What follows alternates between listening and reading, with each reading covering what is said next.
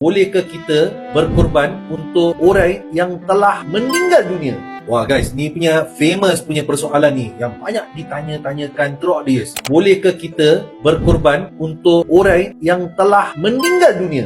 Jawapannya adalah boleh. Kita boleh menunaikan korban atas orang yang telah pergi. Tetapi ini adalah sebagai satu sedekah guys yang kita harap-harap dan mendoakan dapat menyampai kepada mereka. Salah satu perkara yang anak Adam tinggalkan adalah anak yang soleh dan soleha. Yang nombor 2 adalah sedekatul jariah. Oleh itu, ramai anak-anak yang soleh dan soleha membuat untuk kedua ibu bapa mereka yang telah pergi. Adakah anda salah satu daripada golongan mereka? If you are, please log on to www.pondokabang.com. Alhamdulillah, throughout the years, we have been doing korban in multiple countries, including Australia, where the meat is delivered to Singapore. Alright guys, there are a lot of combos going for Australia, for Yemen, for Mecca, for Indonesia. So we look forward to fulfilling your korban ibadahs and the sedekah of those who have left us. Wassalamualaikum.